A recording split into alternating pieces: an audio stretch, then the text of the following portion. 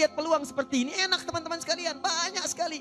Tidak harus uang, pakaian, makanan, macam-macam. Jadi kalau antum beli buah tuh, antum beli 5. Di rumah ada 3 orang. Berarti antum mesti sadar Allah titipkan yang 2 lagi untuk peluang infak antum. Bukan untuk antum habiskan semua. Kok bisa orangnya cuma 3, beli mangga 5. Siapa yang menggerakkan antum untuk beli 5 mangga? Orang cuma 3. Berarti yang 2 lagi itu Allah gerakkan untuk mendapatkan pahala. Ada peluang di situ. Lu kepada siapa ya Rasulullah saya berikan? Kepada siapa ya Allah saya infakkan? Ini yang sering keliru. Kata Allah langsung turun. Fi sabilillah. Yang utama itu 5 dulu. 5. Kalau Anda temukan 5 ini, dia peluang infaknya sangat tinggi untuk diberikan. Siapa mereka ini?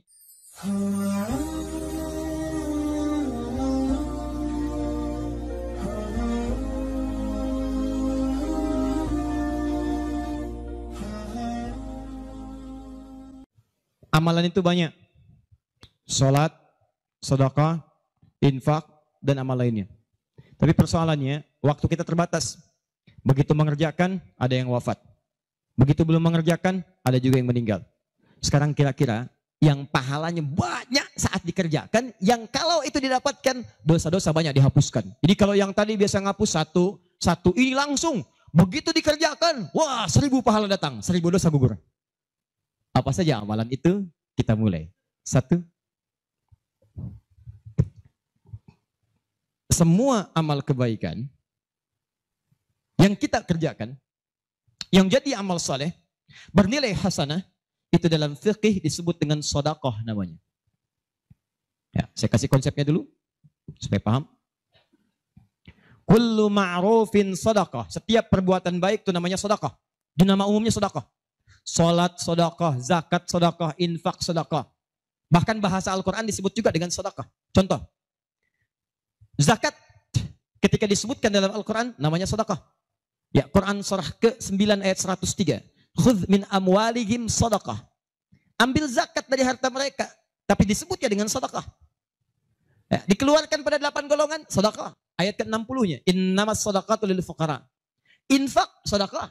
Buka Quran surah kedua ayat 264 paling kiri sebelah bawah. Ya ayyuhalladzina amanu la tubtilu shadaqatikum bil manni wal adha. Jangan kalian batalkan sedekah-sedekah kalian dengan perbuatan yang merusak. Apa contohnya? Kalladzi yunfiqu malahu ria'an nas, seperti orang infak yang ria. Jadi infak disebut dengan sedekah. Di semua perbuatan baik kita, salat kah, haji kah, umrah kah, puasa kah, semua namanya sedekah dalam fikih. Nah, sedekah ini kemudian oleh Nabi dibagi kepada 2 bagian. Ya. 1, ada sedekah yang saat dikerjakan itu pahalanya terus ngalir tuh. Terus mengalir. Bahkan dahsyatnya, maaf sekali, orangnya wafat pun tuh pahalanya terus datang sampai dengan kiamat. Di sepanjang di muka bumi ini belum kiamat, maka pahala akan terus datang, ngalir. Dalam bahasa Arab sesuatu yang mengalir disebut dengan jariyah. Maka muncul istilah sedekah jariyah. Sedekah jariyah.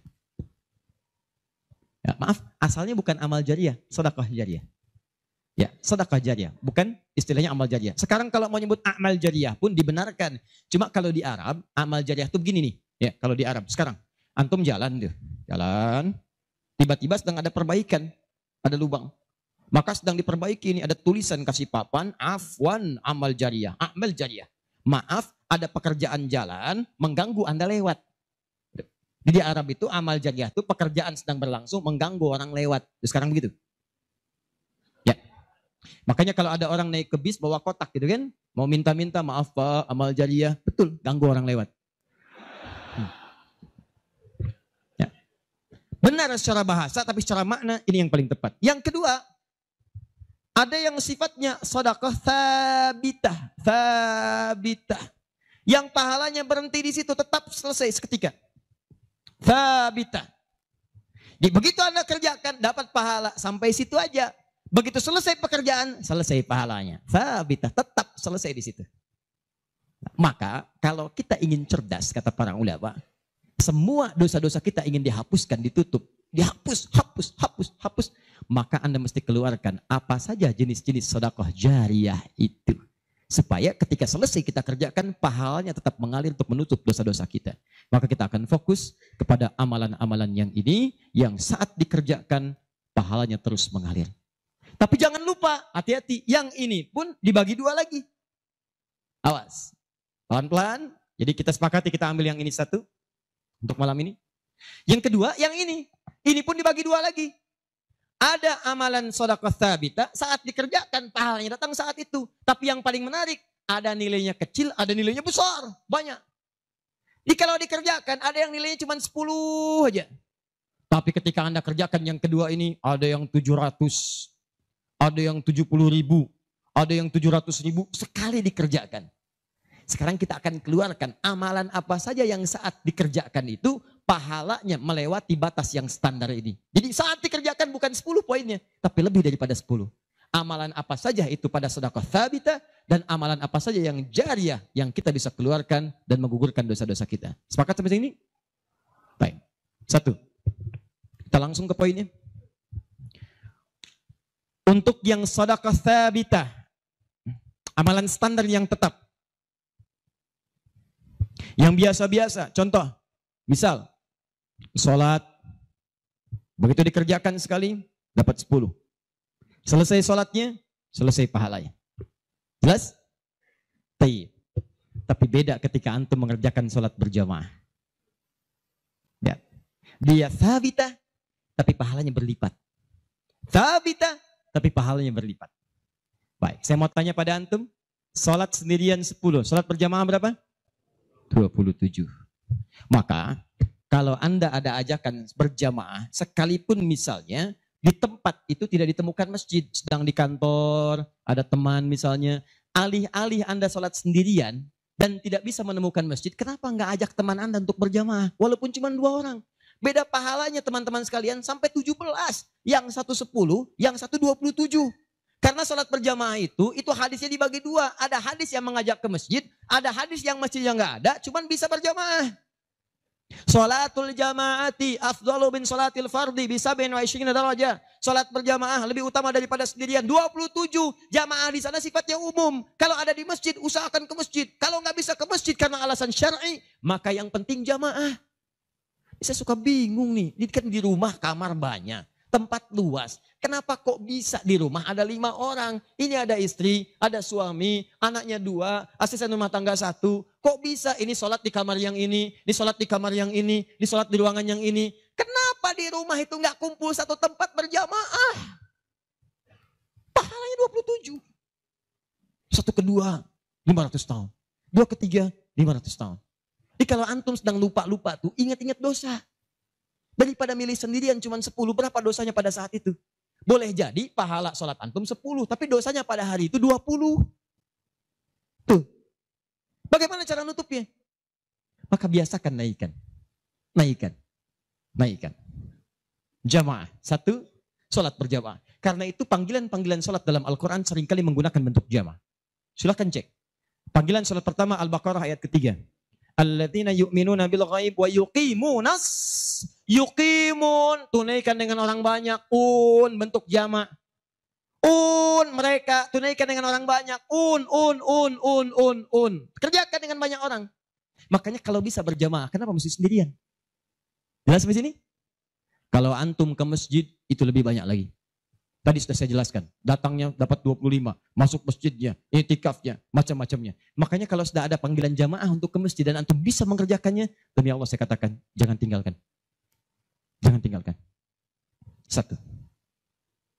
2. Saya sebutkan yang banyak saja supaya agak cepat. 2. Membaca dan menghafalkan Al-Quran. Membaca dan menghafalkan Al-Quran. Amalan kelihatannya sederhana, tapi pahalanya begitu berlimpah. Insya Allah. Tahan sebentar. Tadi kalau sholat sendirian, berapa pahalanya? 10 sholat. Baca Quran, bukan sekali baca, 1 hurufnya 10. 1 huruf. Dalilnya At-Tirmidzi nomor hadis 2910. Perhatikan kalimatnya. Man qara'a harfan min kitabillahi falahu 10 hasanat Siapa yang bisa membaca satu huruf saja dari kitabullah, dia mendapatkan padanannya 10 kebaikan. Nanti saya tuliskan rumusnya nih. Lihat baik-baik, ini nggak sembarangan dia, ini nggak sembarangan. Siapa yang baca satu huruf saja dari Al-Quran, dia akan mendapatkan 10 kebaikan setiap hurufnya. Walam aqul alif lam mim harfun. Saya tidak katakan tulisan alif lam mim itu satu huruf, bukan. Alif lam mim dibaca satu huruf, bukan. Walakin alifun harfun, lamun harfun, mimun harfun. Tapi setiap alifnya 10, lam 10, mim 10. Walikuli harfin asyru hasanat. Dan setiap antum bacakan satu hurufnya 10 kebaikan, 10 pahala. Jadi kalau saya bacakan alif lam mim, dapat berapa? Belum tentu. Belum tentu. Lihat sini, saya tunjukkan cara bacanya. Sebagian kita mengira itu kecil, tapi menurut Allah itu luar biasa. Perhatikan baik-baik. Lihat sini. Tahan. 1, 2, 3. Baca. Alif lam mim. Baca lagi, Pak. Bagus. Ada lagi yang bisa dengan tajwidnya yang lebih bagus? Siapa lagi? Boleh, silakan angkat tangan.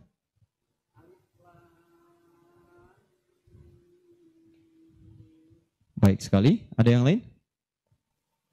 Ya.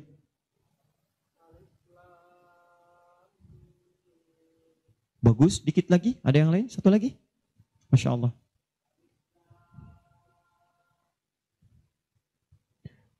Bagus sekali. Cuman sayang ini bukan alif lam mim, ini alam. Alam nasyrah laka sadrak.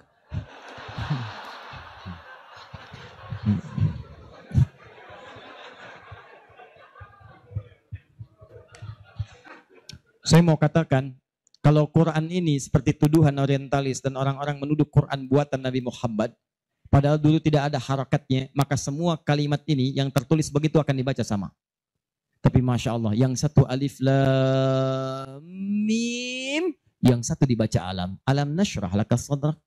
Alam tara kaifa fa'ala rabbuka bi ashabil fil. Tapi tiga-tiganya memiliki kesamaan dalam bentuk tulisan. Perhatikan baik-baik. 1, 2, 3. Kata Nabi, lihat.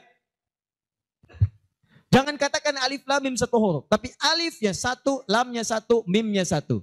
Walikuli harfin asyru hasanat. Setiap hurufnya 10 kebaikan. Jadi kalau saya bacakan alif lam mim, ada berapa huruf? Kalau hitungan kita biasa, maka kita akan lihat 1, 2, 3. Tapi kalau antum belajar ilmu arud itu diantaranya ilmu salah satu ya, untuk bisa menuliskan apa yang diucapkan, bukan apa yang tertuliskan lewat simbol. Dan itulah teman-teman sekalian menjadi ukuran banyaknya pahala yang kita dapatkan. Tahan. Di ilmu bahasa Arab ada 4 cabang ilmu. 1 nahwu, 2 sharaf, 3 balaghah, 4 arud. Ini yang utama. Arud dibagi ke 16 cabang lagi. Namanya bahar. Ada bahar tawil, ada rajaz, ada madid, ya, dan seterusnya.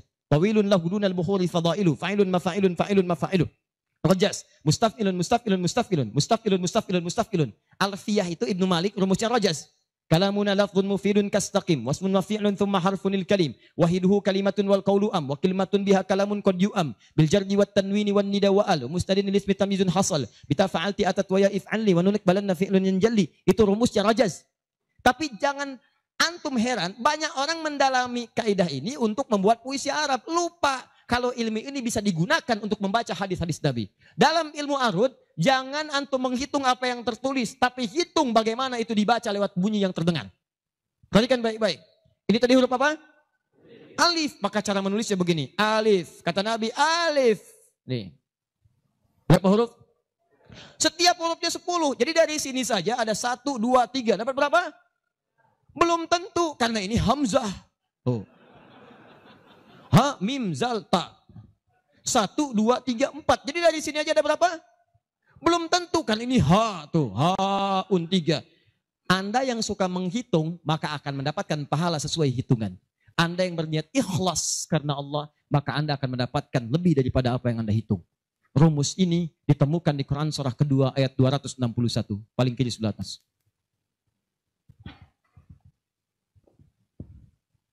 Tahan. Pelan-pelan. Ini rumus adanya di ayat infak. Tapi cara menerapkannya di semua kategori cara kita beramal. Orang kalau berinfak tahunya dapat 700. Mathalul ladzina yunfiquna amwalahum fi sabilillah kamathali habba Orang yang infak di jalan Allah seperti menanam satu benih. Ambatat sab'a sanabil. Satu tumbuh jadi 7 tangkai. 1 kali 7, 7. Fikulli sumbulati mi'atu habba. Setiap tangkainya ada 700, ada 100 benih. Ada 100 buah lagi. 7 kali 100, 700. Ayatnya suka dipotong sampai sini. Kalau Anda infak sekian, kalikan 700. Lupa, ayatnya belum selesai. Wallahu yudha'ifu liman yasha. Dan Allah akan melipat gandakan amalan tanpa batas bagi siapa yang tidak pernah berhitung. Jadi kalau Anda baca Qurannya hitung-hitungan, ini dosa hari ini berapa nih dikerjakannya? Oh 9, Masya Allah 9. Cukup 1 huruf aja. Nun. Tutup. 10. Besok dosa berapa? 15. Cukup 2 huruf. Toha. Selesai. Kalau Anda ngitungnya begitu, maka diberikan sesuai hitungan. Tapi kalau Anda tidak pernah berhitung, Allahu Akbar. Anda tidak tahu alif lam mim itu mungkin nilainya 30, mungkin 300, atau bahkan 3 juta, atau lebih daripada itu. Makanya kami sarankan, kalau Anda bisa mendekat kepada Al-Quran, maka tolong agendakan setiap hari. Semua sahabat itu punya agenda, Pak. Antum kenal gak Utsman bin Affan? Oh, iya. Situ tidak, sana ngangguk. Coba di Semarang kenal Utsman bin Affan. Luar biasa. Tapi gak apa-apa, masih bagus. Kemarin saya baru dari Sukabumi, Hubud Dunia. Ada yang kenal Fir'aun. Ini masih untung Utsman. Tuh lihat ya. Utsman itu bukan cuma cerdas dalam urusan bisnis dunia, tapi tijarah akhirat itu luar biasa. Utsman paham, saya di dunia boleh kaya, tapi di akhirat bagaimana status saya? Maka beliau siangnya mengumpulkan harta dunia untuk ibadah, malamnya mengumpulkan pundi-pundi akhirat. Demi Allah saya katakan, Utsman itu di antara sahabat yang disebutkan oleh Imam An-Nawawi bersama Abdurrahman bin Auf, bersama Tamim Ad-Dari, yang diikuti kemudian oleh Imam Asy-Syafi'i generasi setelahnya, jauh setelahnya, itu punya amalan kalau malam terbiasa menghatamkan Al-Quran dalam tahajudnya. Khatam Quran. Kaya, sahabat Nabi, menikahi 2 putri Nabi, 1 meninggal dan menikah lagi, disebut Dzun Nurain. Kayanya luar biasa, asetnya setelah 15 abad sampai sekarang masih ada. Yang hebat, siang-siang jadi orang kaya, malam-malam jadi hamba yang sangat taat dan kaya akhirat. Coba bandingkan dengan kita sekarang. Menantu Nabi, bukan. Kaya, gak sekaya Utsman. Tuh, status dunia belum sempurna. Status akhirat masih belum maksimal. Ya antum sebetulnya maunya apa? Utsman sholat malam, ngikut Nabi, kaki bengkak. Antum pengen ke surga Firdaus malam, mata bengkak. Ya. Ini nih. Ayo update. Ustadz, tapi kan saya belum lancar. Tambahkan hadisnya, lipatkan nomor hadis 2920. Awas, lihat kalimatnya. Walladzi yatata'ta wa huwa alaihi syaq falahu ajran. Siapa yang memulai menghafal, membaca, siapa yang mulai membaca Al-Quran tidak lancar, terbata-bata bacanya, mengejaknya. Orang baca alif lam mim, dia alif lam mim falahu ajran, maka dia mendapatkan 2 kali lipat dari orang yang lancar.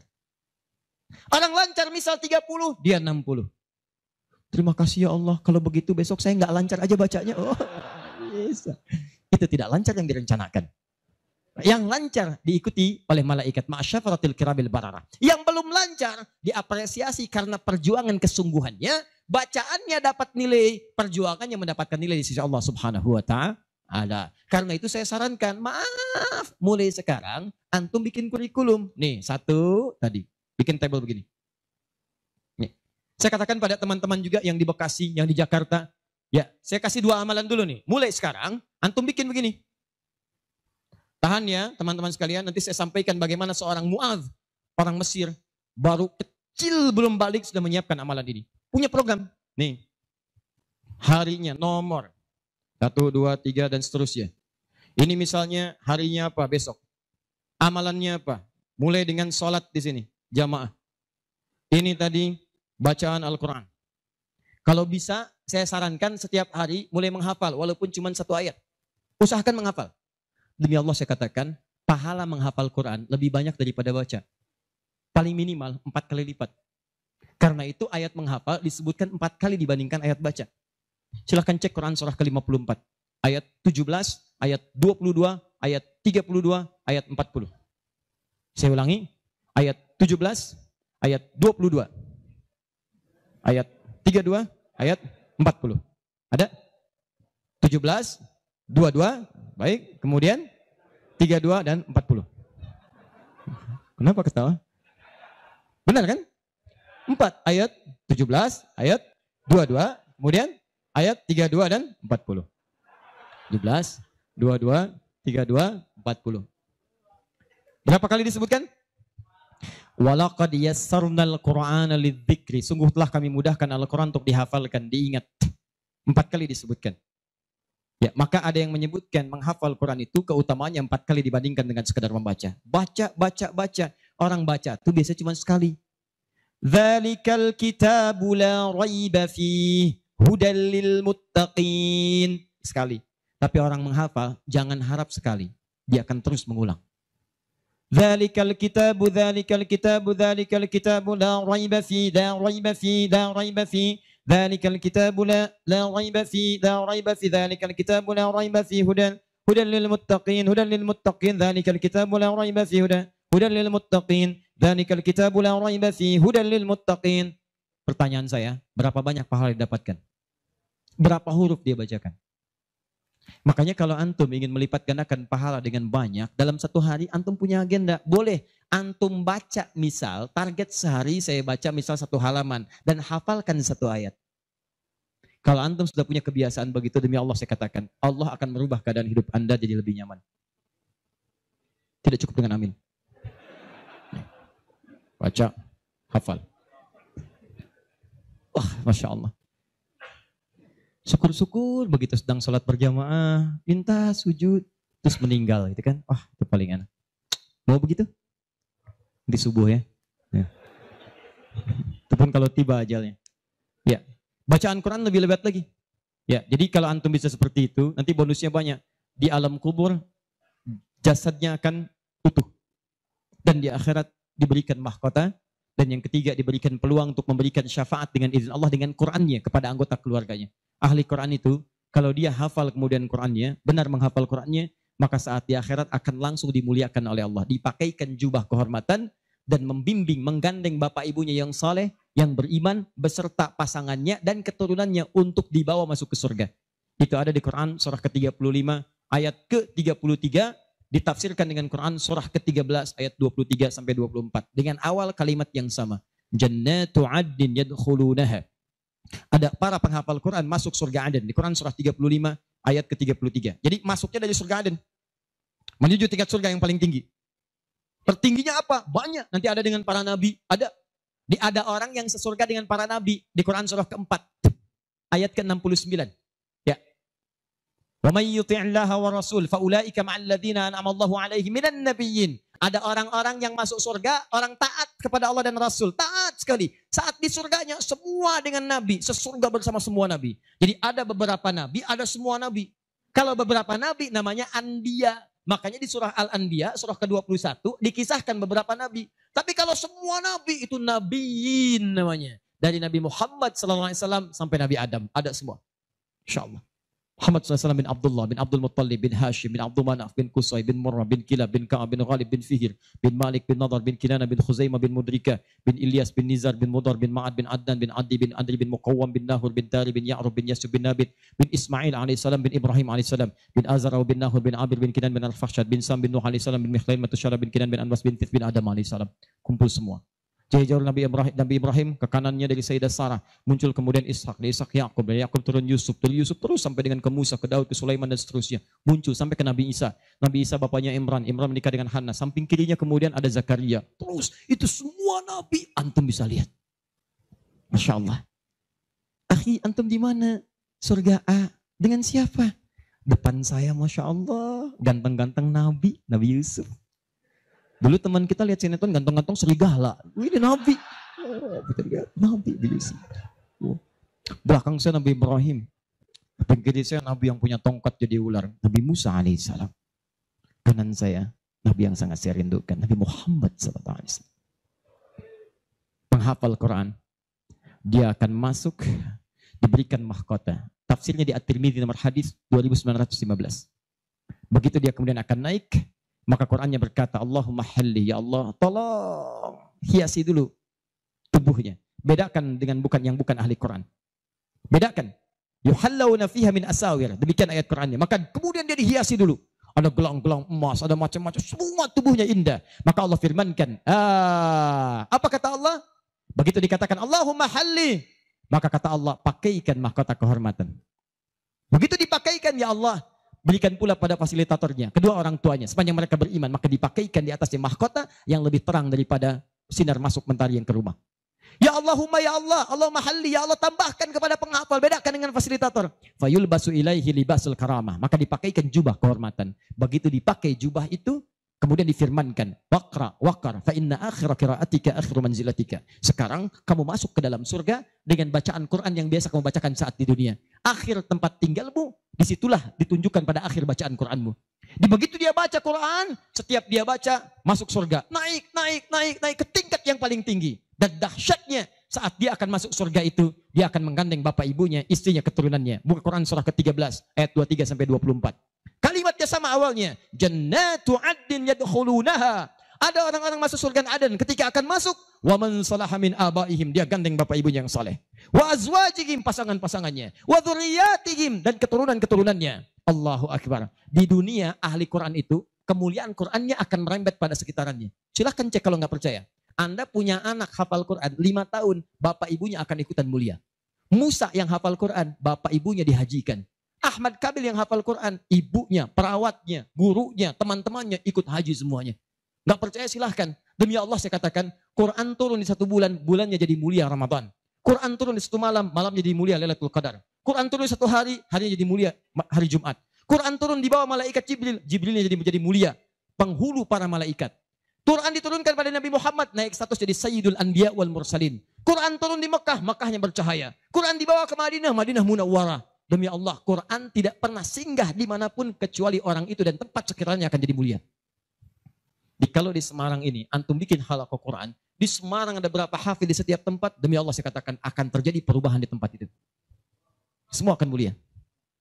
Jadi begitu digandeng bapaknya, ibunya, wa azwajihim, pasangannya, wa dzurriyyatihim, anak-anaknya, cucunya masuk. Begitu masuk diparadekan, wal malaikatu yadkhuluna alaihim min kulli bab. Semua malaikat menyambut mereka di depan pintu surga, mengatakan salamun alaikum bima sabartum. Selamat, Anda telah sabar saat di dunia, menyiapkan bekal untuk pulang. Sabar menghafal Quran.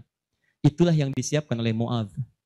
Anak usia 4 tahun, saat saya berada di Mesir, anak ini masih dini, belum balik.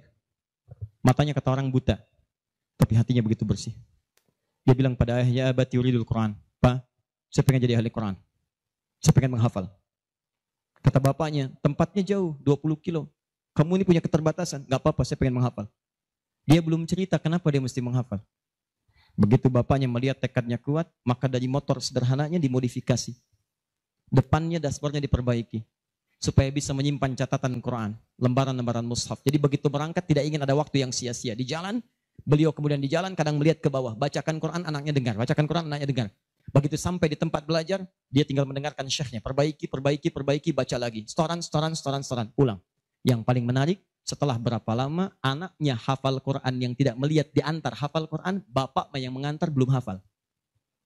Tapi yang dahsyat, ingat baik-baik. Berlaku hadis Nabi di sini.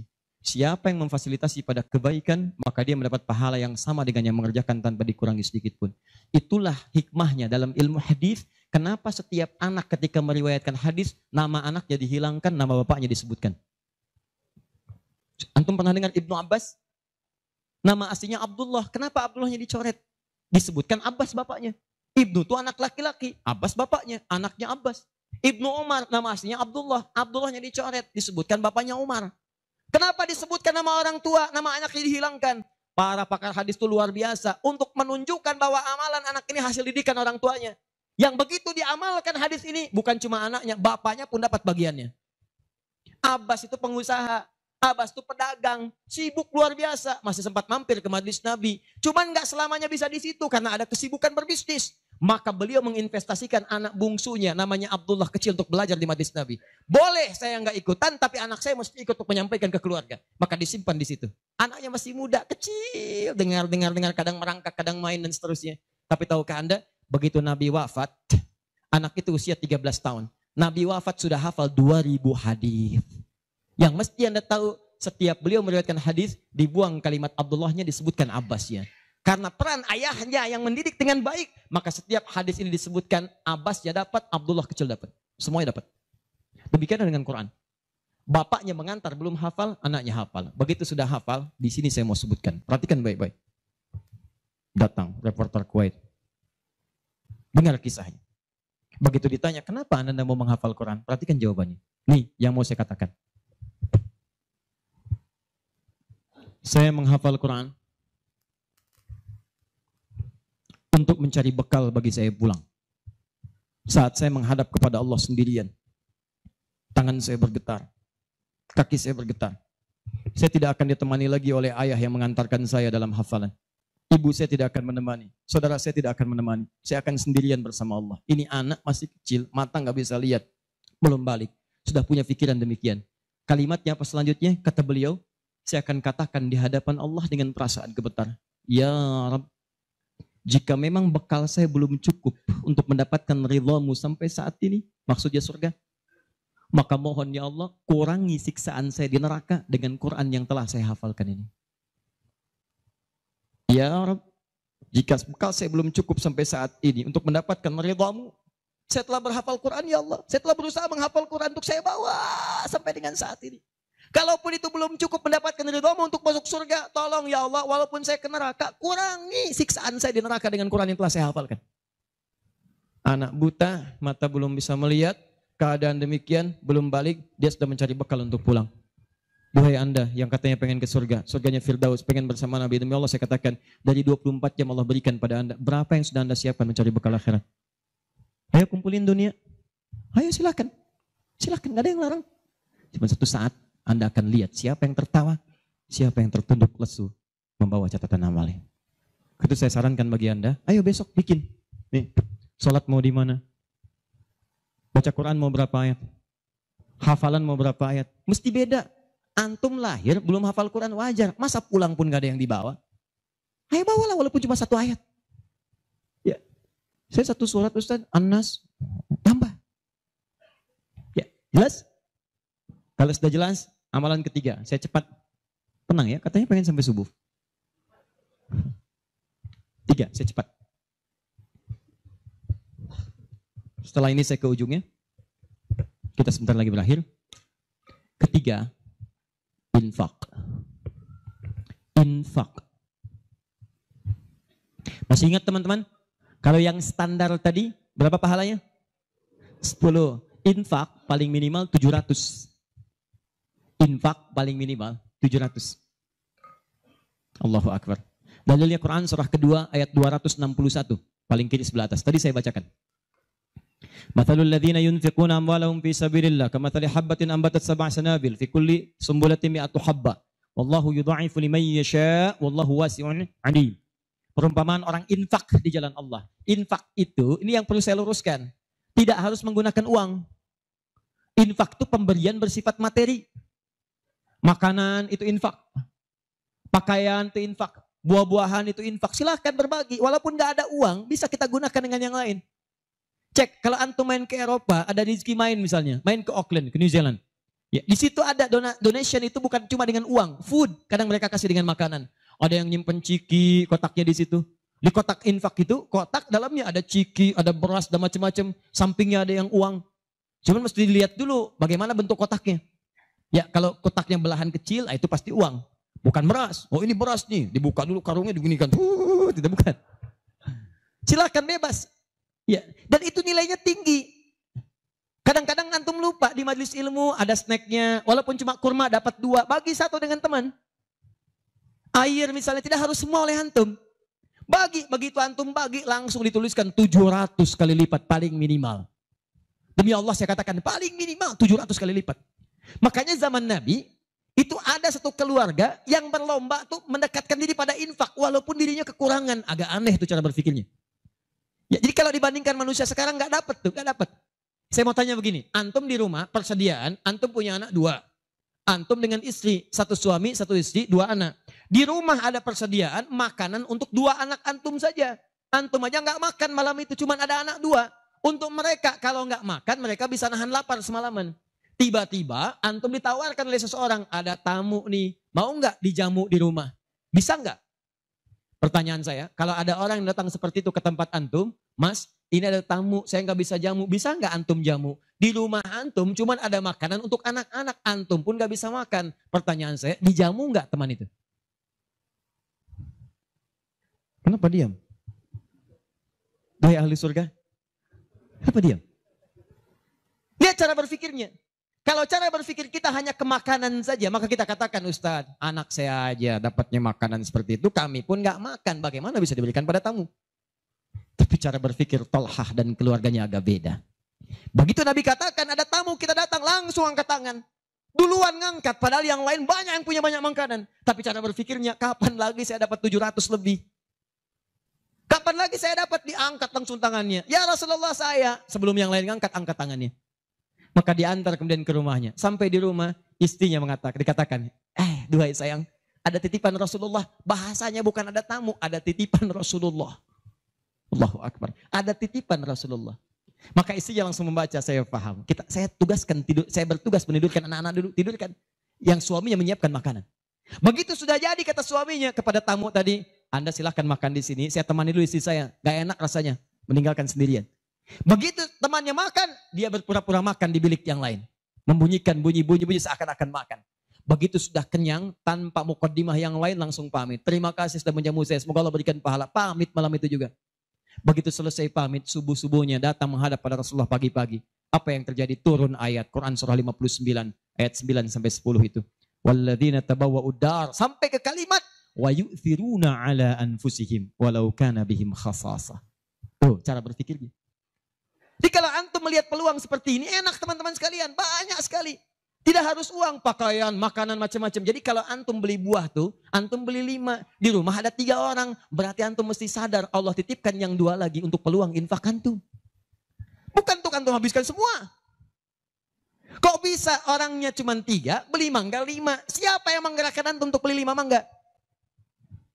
Orang cuma 3. Berarti yang 2 lagi, itu Allah gerakkan untuk mendapatkan pahala. Ada peluang di situ. Lu kepada siapa ya Rasulullah saya berikan? Kepada siapa ya Allah saya infakkan? Ini yang sering keliru. Kata Allah langsung turun. Fi sabilillah. Yang utama itu 5 dulu. 5. Kalau Anda temukan 5 ini, dia peluang infaknya sangat tinggi untuk diberikan. Siapa mereka ini? Ada di Quran surah kedua ayat 215. Paling kanan sebelah bawah. Yas'alunaka madza yunfikun. Mereka bertanya pada Muhammad SAW. Ya, awas, apa yang harus kami infakkan? Pada siapa? Maka turun jawaban, kul ma anfaqtum min khair. Katakan kalau mau infak mesti yang paling bagus. Ini kaidah pertama. Awas, ada peringatan di Al-Baqarah ayat 267. Wala tayammamul khabitha minhu tunfiqun walastum biakhidhihi illa an tughmidu fi. Jangan kamu infakkan pada orang lain yang kamu tidak suka, melihatnya aja kamu enggak suka, dikasih orang. Antum punya uang 50.000 2, 1, wah masih keras, bagus luar biasa, masuk dompet enak dilihat. Yang kedua, wah sudah lecek. Dekil of the kumel. Wah dilihat gak enak. Baunya gak nyaman. Tiba-tiba ada orang lewat. Pak, sedekah Pak. Pertanyaan saya. Maaf, mana yang antum berikan? Yang lecek atau yang bagus? Tuh. Ingat kalau urusan zakat mal, berikan yang bagus. Zakat mal, pilih. Paham? 5 orang ini siapa? 1. Lil walidain, orang tua. Ini orang tua ini gak pernah minta. Jarang sekali. Cuman kita yang mesti paham. Kan sama, antum pun suka ngasih isyarat. Mama. Oh mau makan. Makan. Mama. Boneka. Antum setelah dewasa mesti paham. Kadang-kadang orang tua tuh gak minta. Gak pengen nyusahin anaknya. Padahal orang tua udah susah. Melahirkan susah, mengandung juga susah, merawat susah, menyusui susah. Sudah dewasa pun antum masih susahin juga. Kapan antum berbaktinya? Kadang-kadang cuma nanya, nelpon apa kabar. Padahal di rumahnya itu Masya Allah lagi kurang beras. Beras kurang, listrik belum dibayar. Kirimkan, sebelum diminta kirimkan. Itu begitu antum kirimkan demi Allah saya katakan. Di hadis Al-Bukhari, di kitab Al-Adabul Mufrad. Bukan cuma mendapatkan lipatan pahala kalikan 700 lebih. Tapi ridha Allah turun ke tempat antum pada saat itu. Kalau sudah turun, semua doa yang antum mintakan minimal akan dijawab pada saat itu. Itu rahasianya. Kalau dengan urusan orang tua itu udah gak usah mikir. Begitu mengatakan, nah gini-gini, tenang aja mah. Walaupun gak ada, katakan, insya Allah mah selesai. Insya Allah, berusaha antum. Begitu antum dapatkan seperti orang tua mengusahakan untuk antum dulu, maka pahala dilipat gandakan, ridho turun seketika. Kejar. Wal aqrabin, kerabat terdekat. Kerabat dibagi dua. Ada yang tempatnya jauh tapi hubungannya dekat. Punya saudara sekandung tinggalnya di Palembang, antum di Semarang. Ayo kirimkan. Anak bibi nggak bisa nih pendidikannya. Bantu, antum ada, bantu. Nilainya tinggi. Jangan dikira ringan. Nih bagian kedua nanti kalau saya terangkan banyak nih. Tenang aja, kita masih sampai subuh. Nah, bagian kedua. Saya ikutin deh. Antum jual saya beli. Ya, cuman saya beli sampai 9:30. Paham? Ayo akrabin. Yang kedua itu maaf. Golongan kedua akrabin bisa tetangga. Orang yang tidak ada hubungan famili secara mahram cuma tetangga antum. Tapi kalau yang kedua ini, Allahu Akbar, indahnya Al-Quran. Cek oleh antum silahkan cek. Walaupun beda agama, itu tetap ada peluang infak. Gak ada ketentuan ini kecuali di Quran. Gak ada aturan ini kecuali di hadis. Buka Quran surah ke-31 ayat 15 paling kiri sebelah atas. Ada anak muslim, orang tua belum Islam, belum dapat hidayah. Kata Allah, urusan untuk ibadah pisahkan. Orang tua jangan paksa, doakan dia, silahkan dakwahi. Tapi urusan dunia, wasahibhuma fid dunya ma'rufa. Wa in jahadaka ala an tusyrika bima laysa laka bihi ilmun fala tuti'huma. Urusan ibadah masing-masing, kalau diajak-ajak enggak usah ditaati, tolak dengan cara yang lembut. Lembut. Tapi kalau urusan dunia, bagi. Antum muslim, orang tua belum Islam, antum punya kelebihan. Uang agak banyak, melimpah, makanan ada, bagi. Kata Allah, jangan lihat kemudian kepercayaannya karena dia belum muslim. Bagi. Indah teman-teman sekalian. Dan itu ada pahalanya. Begitu antum berikan, masuk yang halal. Begitu halal masuk kan haram keluar. Kan cara berpikirnya begitu. Halal masuk, yang haram keluar.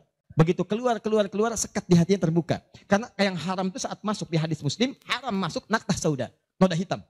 Noda menutup. Kalau masuk jadi daging dia, antum misal, iyadzubillah bukan antum, ada orang lain konsumsi yang haram. Yang haram masuk ke dalam mulutnya, masuk ke tubuhnya, beredar dengan darah. Jadi daging, masuk ke telinga, Quran surah 6 ayat ke-25. Wa fi adhanihim naqra, waqra, di telinganya ada sumbatan. Maka yang haram cepat kedengaran, yang halal susah. Masjid dekat, suaranya dekat, Allahu Akbar, susah. Tapi konser yang macam-macam, yang joget, yang ini, yang itu, nyampe tuh konser di Jakarta, dari Semarang tembus ke sana. Wa ada absarihim ghishawa, masuk ke mata jadi penghalang, nutup. Quran surah kedua ayat ke-7. Gak kelihatan. Orang ke masjid itu bukan gak kelihatan, nampak, cuman gak ada dorongan. Akhi, ayo ke masjid. Ya, alhamdulillah, nanti. Padahal yang besar lewat, kecil lewat. Yang paling aneh itu begini. Kok bisa antum lewat depan masjid padahal bisa lewat jalan lain? Kenapa Allah antarkan sampai lewat depan masjid? Jadi kalau sudah Allah antarkan ke tempat-tempat yang baik, belum ingat Allah juga, antum mesti diantarkan kemana lagi? Tuh.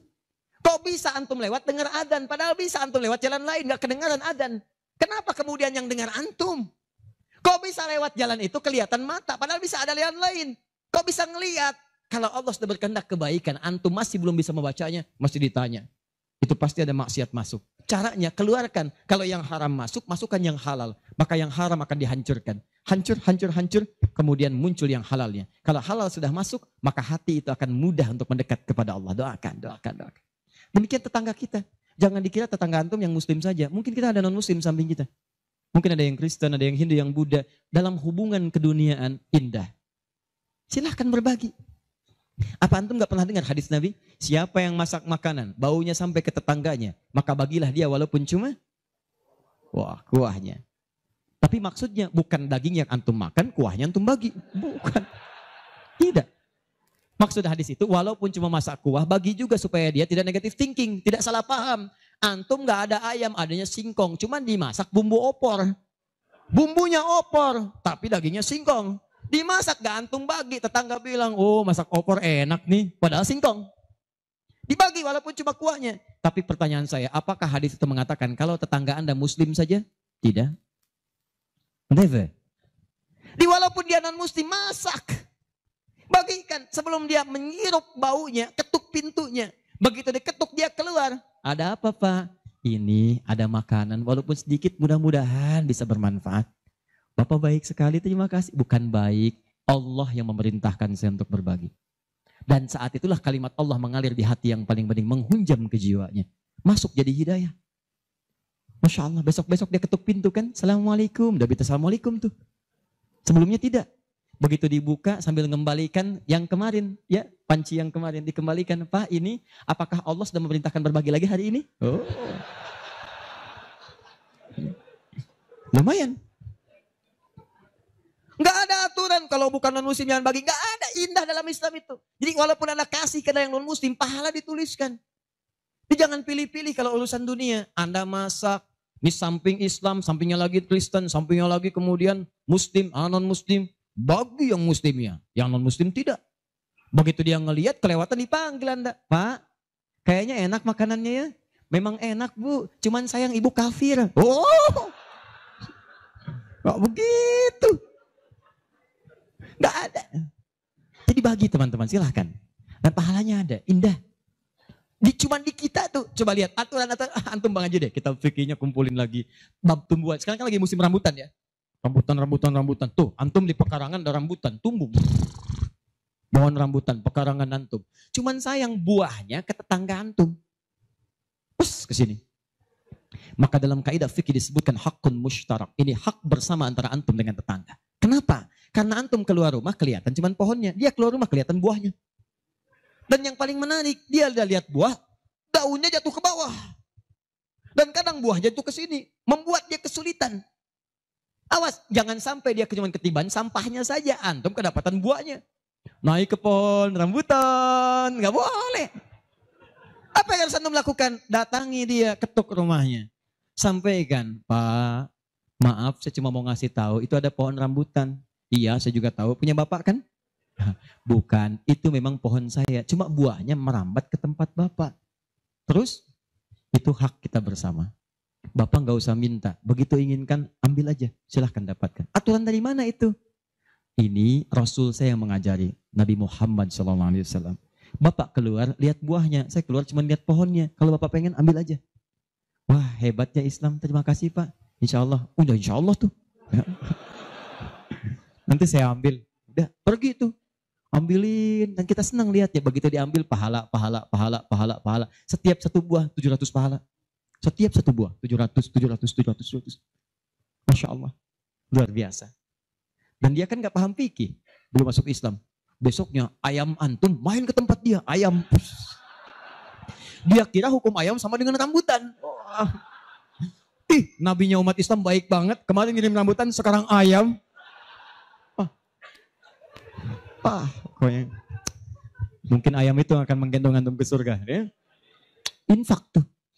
Nah, pertanyaan saya, antum punya agenda berapa untuk infak tuh? Coba lihat, kadang-kadang kan ada anak yatim samping. Gak usah terpikir banyak uang, pakaian, buka tuh pakaian antum. Masuk ke kamar, buka. Begitu dibuka, berapa banyak koleksi pakaian antum?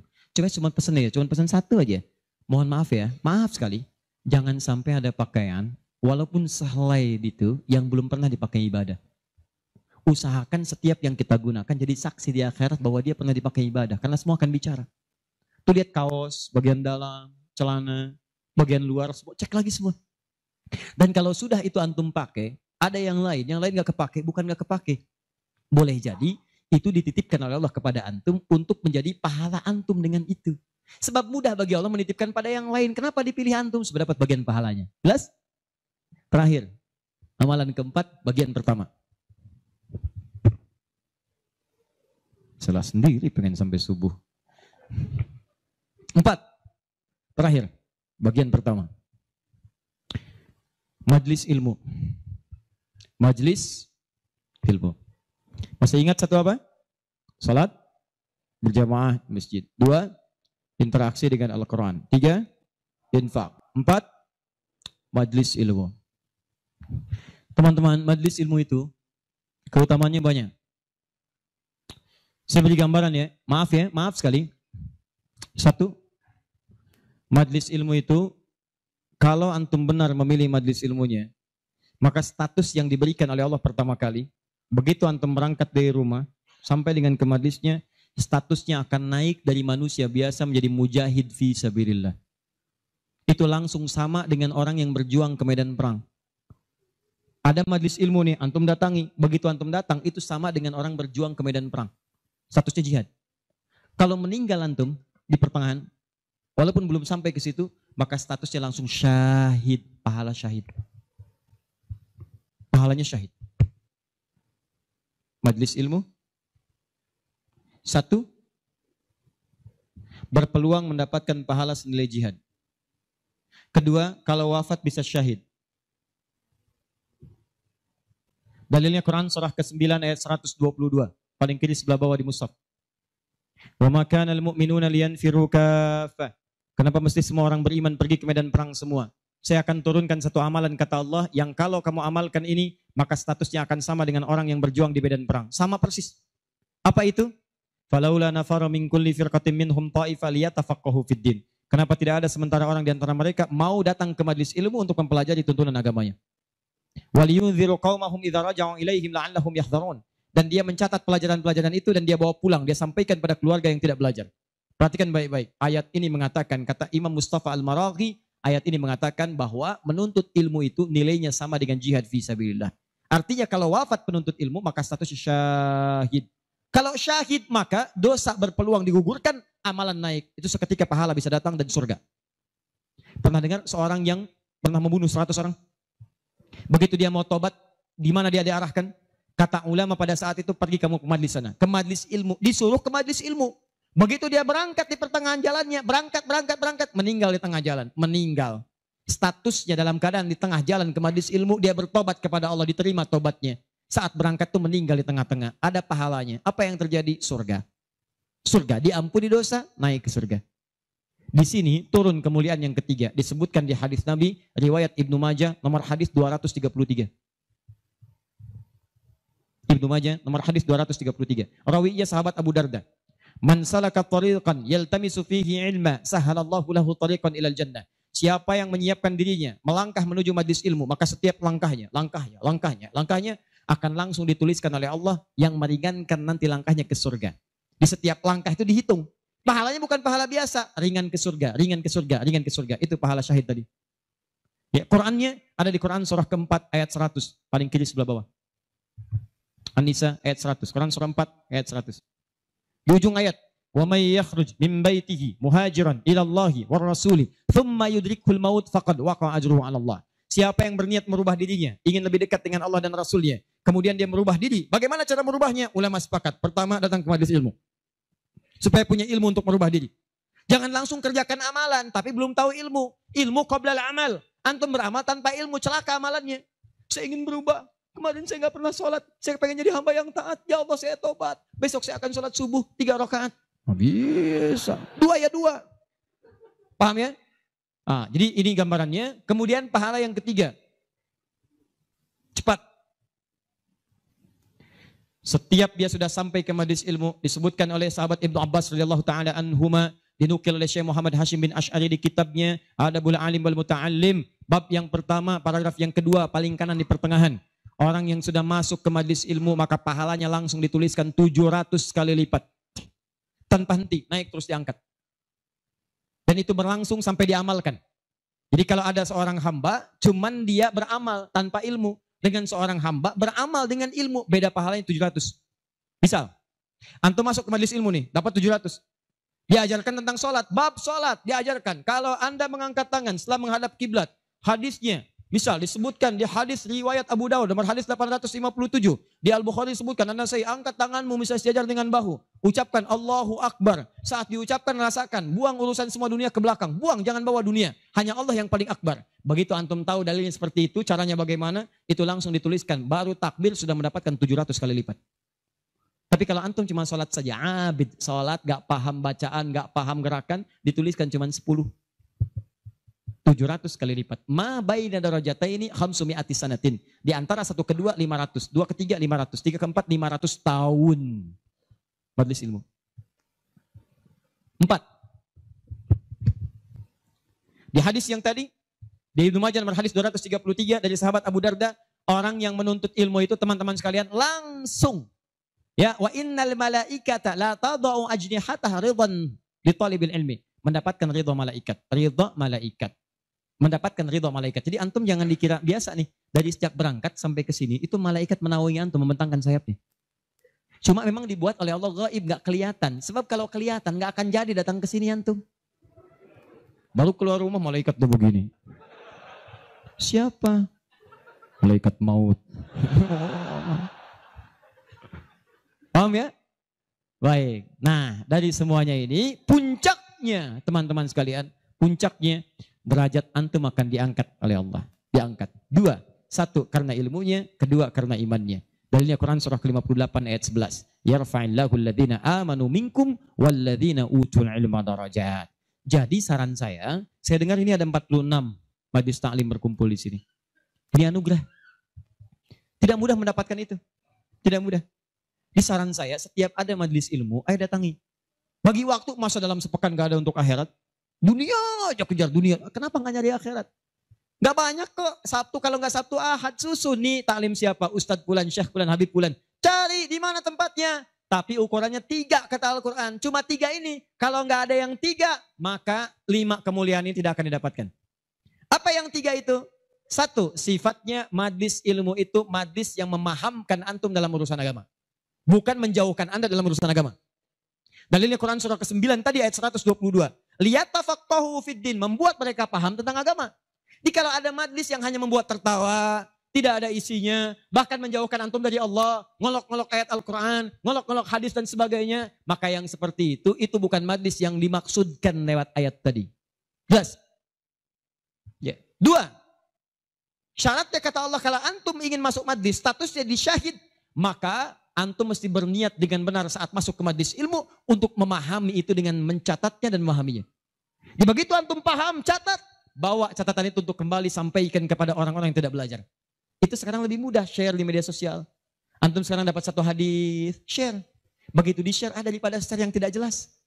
Bikin status. Semarang mendung aja bikin status. Hari ini Semarang mendung, emang kenapa? Apa dengan status antum akan berubah jadi cerah? Tidak ada. Sudah. Bikin yang bagus. Hadis kirimkan. Hadis Nabi SAW. Keutamaan bagi seorang pekerja. Keluarkan. Begitu antum share ke teman-teman antum pengusaha, mereka semangat semua. Semangat. Antum jangan lupa begitu diinjakan kaki bekerja karena Allah, setiap tapak itu pahala. Kirimkan ayatnya. Kawan-kawan, Quran surah keempat, ayat 34. Berita gembira untuk kita. Niatkan yuk karena Allah. Begitu di-share, mereka lihat 10 orang meniatkan karena Allah. Antum dapat bagian pahalanya tanpa dikurangi sedikit. Kirim. Jelas? Nah, ini kalau gitu antum kurunkan majlis ilmu mana di sekitaran Semarang, siapa ustadznya, siapa syekhnya yang bisa mengangkat iman, bukan cuma datang, bisa mengangkat ilmu. Ya, lihat. Ini saya sedikit detilkan nih. Maaf ya, sedikit aja. Saya sedikit detilkan. Mengangkat ilmu dan iman itu bersamaan disebutkan. Yarfa'illahu alladhina amanu minkum walladhina utul ilma darajat. Jadi kalau ada majlis imannya mengangkat tapi ilmunya tidak, maka ini pun belum seimbang. Atau ilmunya luas tapi iman gak terangkat. Ini jadi masalah. Apa ciri orang terangkat imannya? Maka dia gemar menunaikan amal soleh. Maka jika Anda menemukan majlis-majlis mendorong Anda mengerjakan amal soleh, ikuti majlis itu. Dan saya katakan pada Anda, kalau materi saya tidak membuat Anda dekat dengan Allah, membuat Anda tergugah untuk beramal soleh, tinggalkan saya. Cari ustadz yang lebih baik. Saya bukan ustadz seperti yang disyarat oleh Al-Quran. Cari majlis lain. Tapi cari ustadz-ustadz yang membuat Anda dekat dengan Allah. Cari. Kedua, ilmu Anda meningkat. Ilmu meningkat itu apa cirinya? 2 cirinya. 1, dengan ilmu itu memudahkan Anda ibadah. Misal, sholat. Belajar sampai paham bacaan dan gerakan sholat. Supaya mudah ibadahnya, khusyunya dapat. Ini kan ada sindiran di Quran. Kata Allah, banyak orang sholat gak paham bacaan dan gerakan sholat. Ayo jujur, katakan pada diri sendiri. Sampai sekarang malam ini, berapa persen bacaan sholat yang antum pahami? Jangan-jangan Anda sholat tapi gak ngerti yang dibaca. Bagaimana bisa khusyuk? Ruku gak ngerti, sujud gak paham. Bagaimana bisa khusyuk sholatnya? Antum minta rezeki, Isa aja 4 kali. Warzukni, minta rezeki. Habis sholat minta lagi. Ya Allah mohon berikan aku rezeki. Yang tadi apa saat sholat? Warzukni. Ya bagaimana kita bisa mengerti apa yang diucapkan kalau kita tidak belajar? Makanya cari. Nah mengerti itu bahasanya paham, fikih. Makanya ada kitab sholat namanya fikih sholat, fikih umroh, fikih haji. Belajar sampai paham. Tuh lihat berapa banyak sekarang yang umroh tapi nggak paham yang dikerjakan. Putar. Sekarang kadang suka sedih gitu. Apalagi banyak yang ria. Ria itu kan menggugurkan amalan. Begitu disampaikan habis amal. Ini ada yang jual kebun, jual tanah nyampe sana nggak ada nilainya. Sekarang orang aja tawaf sampai live. Subhanallah, alhamdulillah. Kelihatan di sana, kelihatan. Pindah kiri, la ilaha illallahu akbar. Tuh, kenapa nggak dipahami? Dan tawaf itu indah. Kalau antum benar tawafnya, dijanjikan oleh Allah doa apapun seketika dikabulkan. Itu rahasianya di Quran surah 19. Ayat ke-47 sampai dengan 49. Ada rahasianya. Makanya kenapa dari Hajar Aswad ke Maqam Ibrahim? Itu doa intinya. Subhanallah, Alhamdulillah, wala ilaha illallah, Allahu Akbar.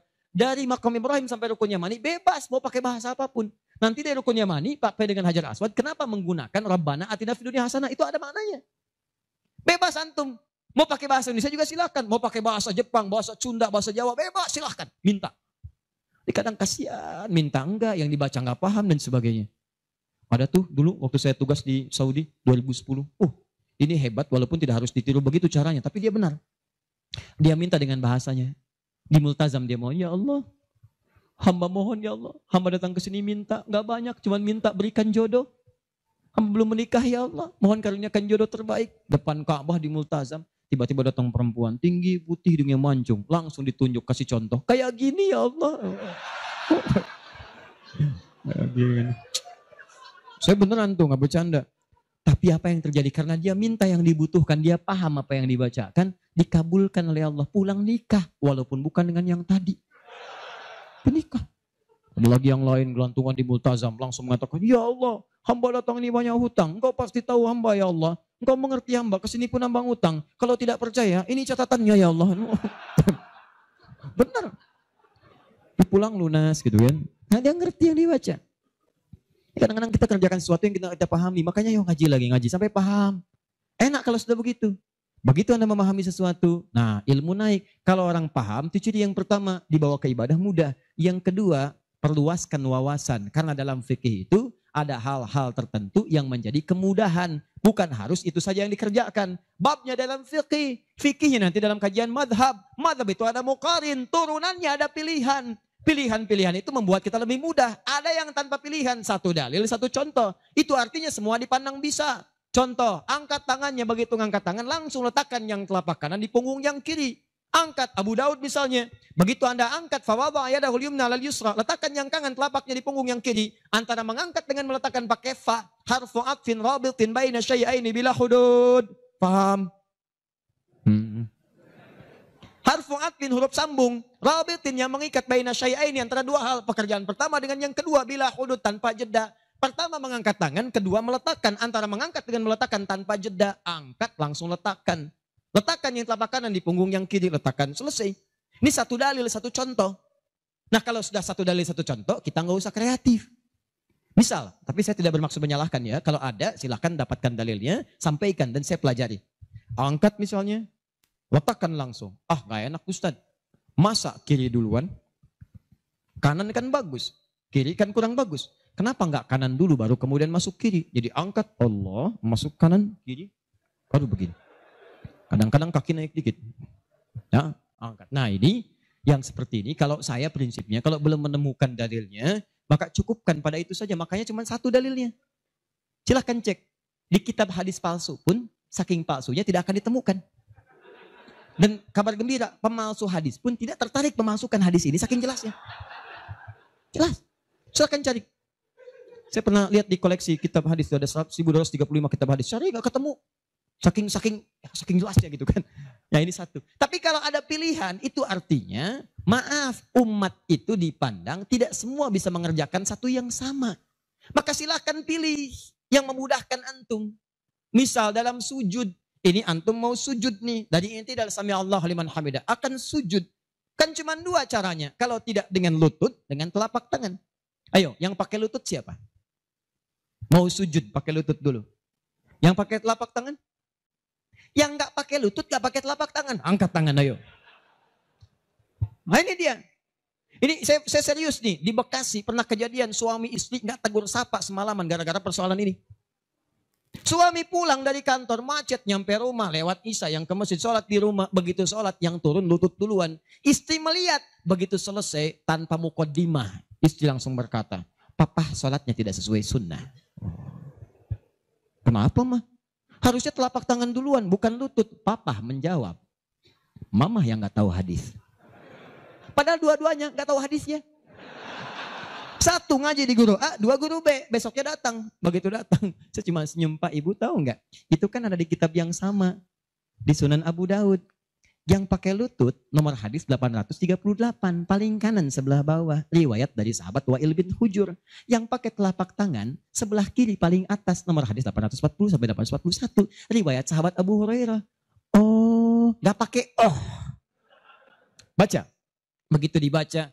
Idza sajadta fala tasjud kama yabrukul ibil. Faliyadha rukbatai qabla yadai. Jika kamu ingin sujud jangan duduk seperti duduknya unta. Kalimatnya ibil. Ya, unta masih umum. Maka letakkan lututmu sebelum telapak tanganmu. Maka yang kedua Abu Hurairah, hadisnya berbunyi kurang lebih bima makna idza sajadta fala tasjud kama yabrukul ba'ir. Unta tunggangan yang sudah ada beban. Faliyadha yadaika qabla rukbataik. Maka letakkan telapak tanganmu sebelum lututmu. Bu, Pak, ini Wa'il lebih duluan masuk Islam dibandingkan dengan Abu Hurairah. Saat itu awal-awal Nabi masih kuat, kelihatan ikut perang Badar, perang Uhud, macam-macam. Begitu Nabi sujud, lutut duluan. Begitu nanti Abu Hurairah masuk Islam, itu 3 tahun sebelum Nabi wafat, 7 Hijriah. 3 tahun sebelum wafat, usianya kurang lebih 60 tahun. Beliau sudah punya persoalan. Saya mau tanya pada Bapak Ibu, kalau ada orang sudah sepuh, persoalan pertama dia apanya? Lututnya. Makanya diriwayatkan kadang beliau kemudian menggunakan tongkat, kadang bersandar kepada tiang-tiang. Karena lutut mulai bermasalah, maka yang dahulukan telapak tangannya. Sebetulnya ini kemudahan Pak, Bu. Maksudnya bukan masalah tua atau muda. Antum pun jangan salah simpulkan. Jadi kalau ada teman antum masih muda misalnya, tiba-tiba turun telapak tangan duluan. Tua. Bukan. Bukan begitu cara memahaminya. Ya, bukan. Maksudnya apa? Ini kemudahan. Karena yang punya masalah di lutut bukan cuma orang tua. Antum atlet, ada masalah. Antum jalan, lutut keseleo. Gak bisa. Gunakan telapak tangan. Antum pengen dengan lutut, gunakan boleh. Telapak tangan sah, lutut boleh. Yang salah itu yang kepala duluan. Belum apa-apa udah rame. Yang kunut, ini hadisnya. Yang tidak kunut, ini hadisnya. Tinggal pilih aja. Kunut tuh karena begini, ini riwayatnya begini. Yang tidak kunut begini pilihannya. Yang milih kunut siapa? Oh, Imam Syafi'i, Imam Malik. Yang tidak milih kunut siapa? Imam Abu Hanifah. Yang tengah-tengah ngambil lazilah siapa? Imam Ahmad bin Hanbal. Antum tinggal ngikuti aja. Pilih mau yang mana. Yang salah yang tidak sholat subuh. Itu.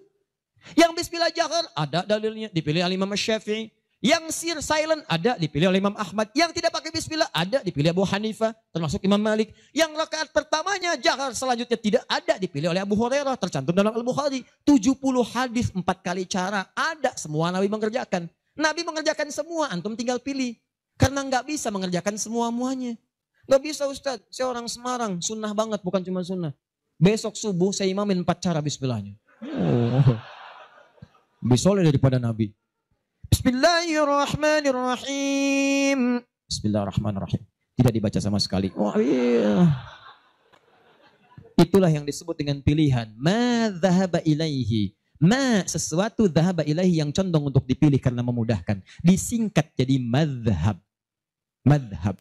Dari ma dhahaba ilaihi. Ada singkatan. Di Arab ada singkatan. La hawla wa la quwwata illa billah hawqala. Bahkan ayat Al-Quran itu ada ungkapan singkatannya.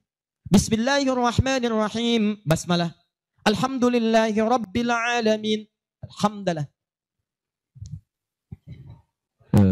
Sudah 9:30. Saya kira teman-teman karena waktunya terus beranjak, saya cukupkan mungkin kita sama-sama tutup dengan mengucapkan hamdalah. Hamdalah. Tidak. Alhamdulillahi rabbil alamin. Enggak, itu contoh tadi, bukan belum selesai kita. Contoh. Masih sampai subuh, tenang. Nah, contoh, hamdalah alhamdulillahi rabbil alamin. Jelas? Inilah diantara amalan yang bisa menguat. Kalau sudah begitu ilmunya luas, wawasan luas, tidak akan ada pertikaian dan sebagainya. Yang ada dalilnya, itu yang kita pedomani. Yang tidak ada, kita pelajari. Kata Nabi, kamu tidak diutus untuk memaksa orang. Ingatkan, kalau mau ingat, alhamdulillah. Kalau tidak, jangan jadi musuh. Jangan sampai perbedaan antum menghambat antum untuk minum teh bersama. Begitu Ferguson. Akhir. Sepakat ya? Sepakat. Sudah bukan zamannya ribut sana sini. Sudah silahkan aja ya. Sepanjang ada dalilnya itu kita kerjakan. Yang penting ngaji dengan baik. Terakhir, saya tutup betulan ini. Ya, betulan. Terakhir, kita nggak ngerjain amalnya, tapi dapat transferan pahalanya. Kita tidak mengerjakan amalnya, tapi pahalanya dapat. Apa di antara amalan itu? Nah, ini yang kedua yang mau saya sampaikan. Ada 3 peluang amalan. Saya sampaikan dengan cepat. 1, share pengetahuan. Sharing, bagi. Itu yang diisyaratkan Quran surah ke-9 ayat 122. Dengan Quran surah ke-58 ayat ke-11. Luaskan. Ya ayyuhalladzina amanu idza qila lakum tafassahu fil masajid. Ya fil majalis fafsahu yafsahillahu lakum. Hei orang-orang beriman, jika dikatakan padamu luaskan majlis, luaskan. Maksud di situ luaskan ada dua. Satu, luaskan tempat. Jadi kalau ada orang berdesak-desakan, antum masih ada space, jangan ditutup-tutup, buka, luaskan. Yang kedua maksudnya luaskan itu diperluas infonya. Sampaikan. Mungkin antum nggak bisa datang, tapi ketika antum sampaikan infonya, Allah dari informasi antum ada 10 orang datang. Antum dapat pahala dari 10 orang itu tanpa dikurangi sedikit pun. Bagaimana Ustadz kalau kita nge-share aja tapi gak usah datang, semua nge-share gitu kan, dikosongnya. Tidak, itu prinsip pertama. Luaskan kebaikan. Dua,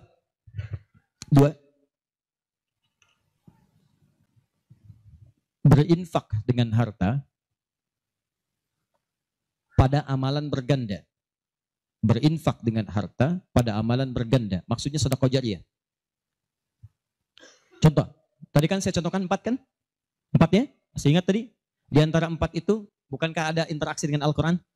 Baca, menghafalnya. Nih, antum punya modal 50.000, pengen infak.